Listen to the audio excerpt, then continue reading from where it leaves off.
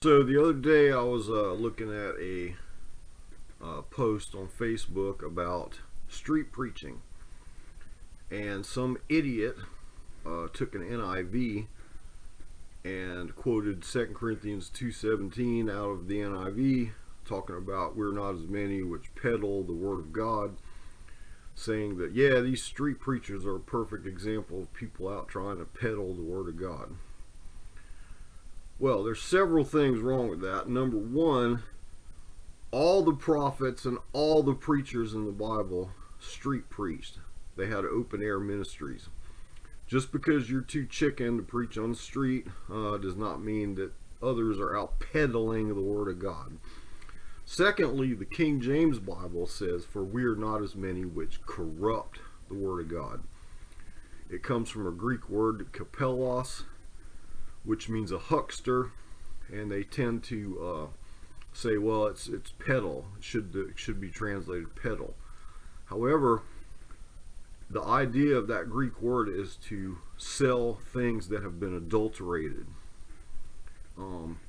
Sort of like if you were to take grain. Let's say you took wheat flour, and you mixed a bunch of sawdust in it to make it weigh more, and then sold it as if it was pure flour when really you got sawdust mixed in it.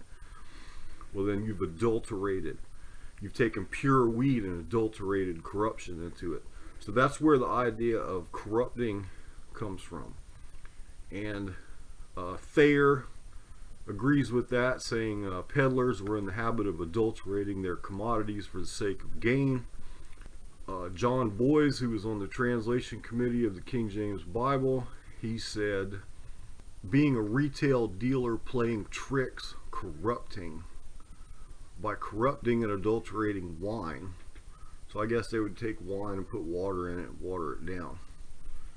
So yeah, it's definitely corrupt the word of God. But think about this. If anybody's guilty of peddling the word of God, it's these people that go out and make these new Bible translations. The King James is so old it doesn't have a copyright on it.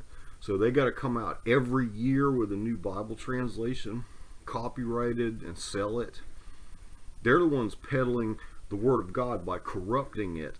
They're taking the pure Byzantine type text and adulterating it, corrupting it with Alexandrian mess, making a new Bible and going out there and selling it. So if anybody's guilty of peddling the word of God, it's those guys.